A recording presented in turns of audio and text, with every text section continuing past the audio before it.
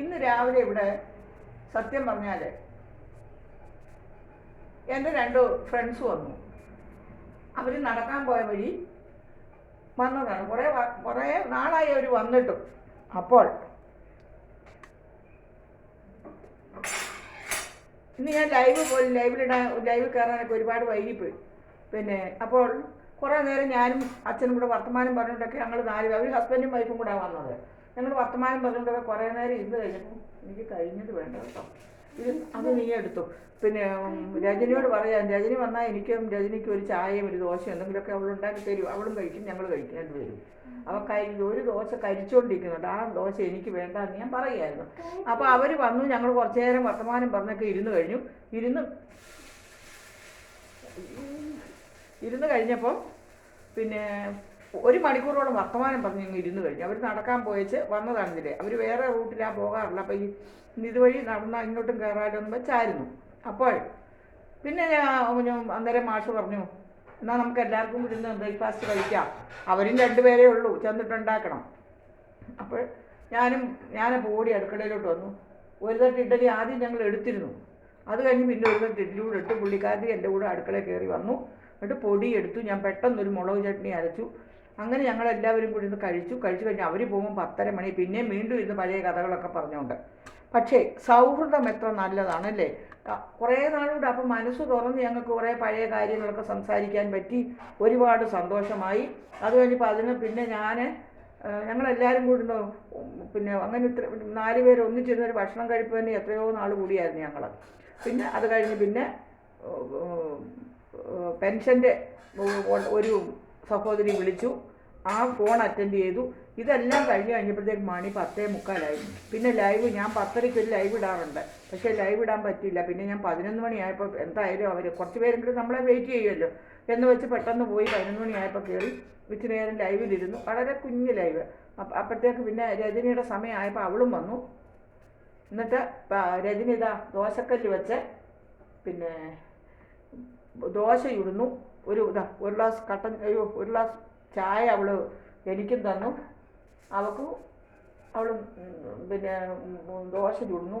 ഈ ദോശ എനിക്ക് വേണ്ടാന്ന് ഞാൻ പറഞ്ഞു. പക്ഷേ കാണുമ്പോൾ നല്ല ദോശ, കാണുമ്പോൾ ചന്തമില്ലെങ്കിലും നല്ല ദോശയാണ്. പിന്നെ രജനി എന്തെടുത്താലും ഒരു കൈപ്പുണ്യമുണ്ട് കേട്ടോ. ഈ ചമ്മന്തി വേണ്ട, ഞാനൊരു മുളക് ചമ്മന്തി അരച്ചിട്ടുണ്ട്, അത് മതി. ഒരു ദിവസം മതി.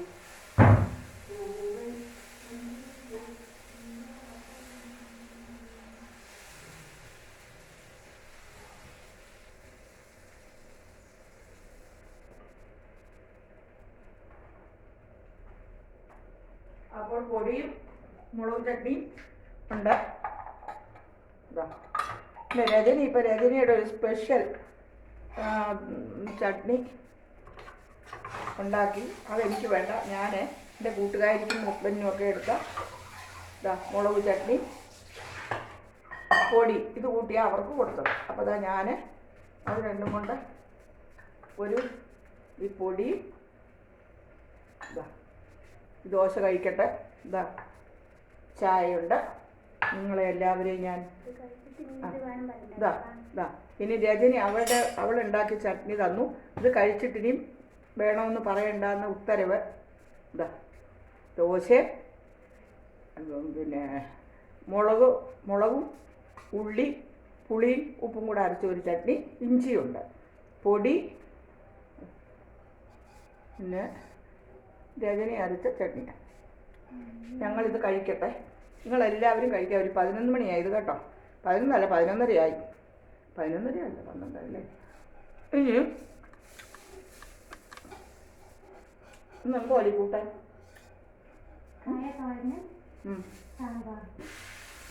ഇന്നിവിടെ കായ തോരനും സാമ്പാറുമാണ് കൂട്ടാൻ.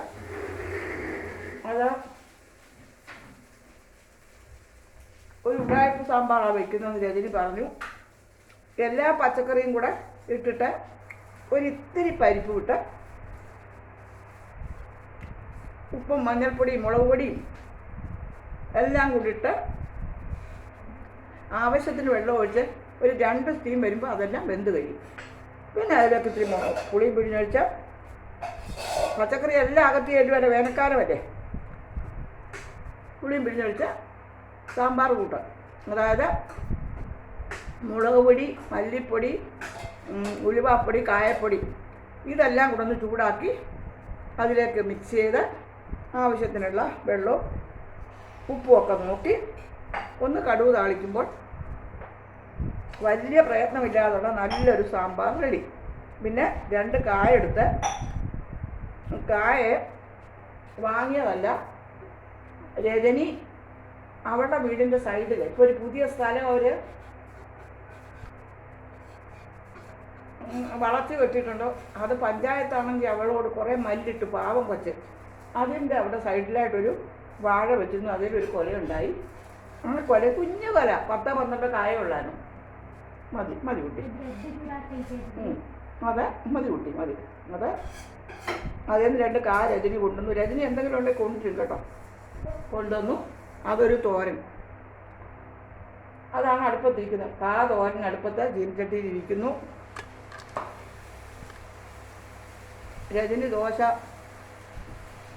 ചുടുന്നു.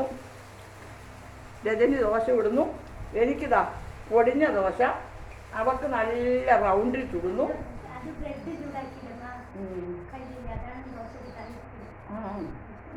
പക്ഷെ ഇത്തവണ കുട്ടി അരച്ച അരിയുണ്ടല്ലോ, ഇതിവിടെ ആകണമായിരുന്നു. രജനി ഇന്നത്തെ മെഴുക്കുവരട്ടിക്കകത്ത് കല്ലുണ്ടാകുന്നുണ്ട്. ഇവിടെ പോയി ചൂടിൻ്റെ ചവിട്ടാൻ പറ്റില്ലേ വിട്ടു ചതച്ചു. എന്നിട്ട് അങ്ങനെയൊക്കെ ഈ വേനൽക്കാലത്ത് ഒടിപൊളി വേണ്ടേ. വേനൽക്കാലത്ത് എനിക്ക് നിങ്ങളോട് പറയാനുള്ളത്, എല്ലാവരും നിറയെ വെള്ളം കുടിക്കുക, ജലാംശമുള്ള പച്ചക്കറികൾ ഉപയോഗിക്കുക, മത്സ്യമാംസങ്ങൾ നോൺ കഴിയുന്നത് ഒഴിവാക്കുക, നിറയെ നല്ലോണം വെള്ളം കുടിക്കുക. ഇതൊക്കെയാണ്. ഒരുപാട് വെയിലത്ത് പോകാതിരിക്കുക എന്ന് കണ്ട് ജോലിക്കൊക്കെ പോകേണ്ടവർക്കും വെയിലത്ത് പണിയെടുക്കുന്നവരൊക്കെ പാവങ്ങൾ, അവരുടെ കാര്യമല്ല ഞാൻ പറയാം. അല്ലാത്തവർ വെറുതെ ഇങ്ങനെ തേരാപ്പാര നടക്കുകയല്ലേ, അവരുടെ കാര്യമാണ്. ഒരുപാട് വെയിലത്ത് പോകണ്ട.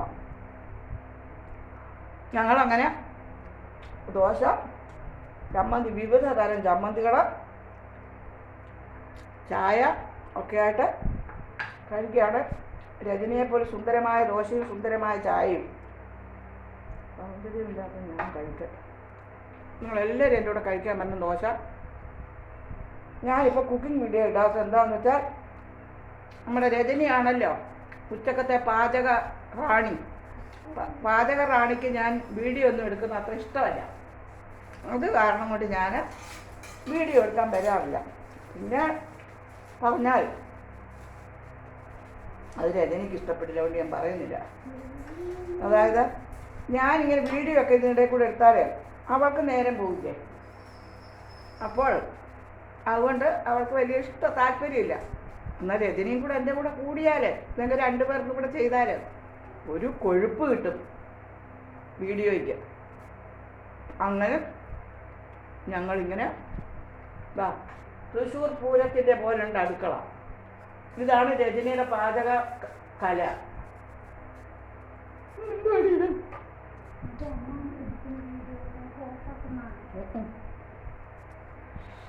അപ്പം ഇന്ന് ചോറ് എല്ലാ പച്ചക്കറിയും കൂട്ടിയൊരു സാമ്പാർ, ഒരു ഉടായ്പ സാമ്പാർ, പിന്നെ അല്ലെങ്കിൽ തട്ടിക്കൂട്ട് സാമ്പാർ, പിന്നെ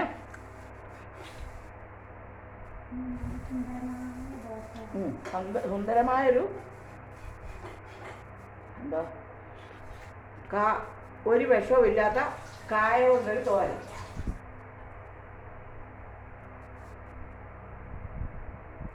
എന്നെ ഞാൻ നിങ്ങളെ കാണിക്കുന്നില്ല, പക്ഷേ എൻ്റെ രജനിയെ നിങ്ങൾ കണ്ടല്ലോ. സുന്ദരിയാണ്, സുഭാഷിണിയാണ്, സുരോചനയാണ്, സുമുഖിയാണ്, സുസ്വഭാവം എന്നുള്ളത് ഞാൻ നിങ്ങളോട് പറയുന്നത് നിങ്ങൾക്കറിയാമല്ലോ. ഇടയ്ക്കിടയ്ക്കൊക്കെ എന്നെ ഭരിക്കും. ഇങ്ങനെയൊക്കെയുള്ളൊരു പാവം കോടീശ്വരി എന്നുള്ള പാവം കുട്ടി. കൂട്ടുകാരെ,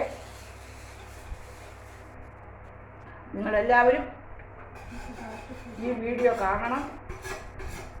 നമ്മുടെ രജനി ദോശക്കല്ലുമായിട്ട് മൽപ്പിടിക്കുന്നു. അതെയോ, നമുക്കെല്ലാത്തിനും എക്സ്ക്യൂസ് ഉണ്ട്. രജനി എന്നോട് പറഞ്ഞ കുട്ടിയെ നീ പിന്നെയും ചോദിക്കണം ചമ്മന്തിന്ന്.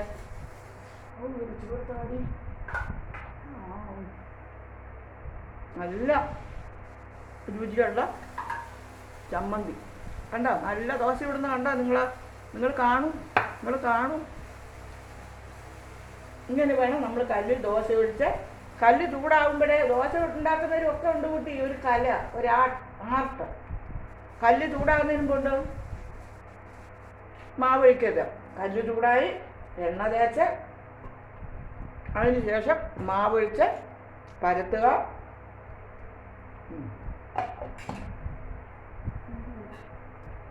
അപ്പോൾ ടീച്ചറമ്മ ഈ ചെറിയ വീഡിയോ ഇവിടെ നിർത്തുകയാണ്.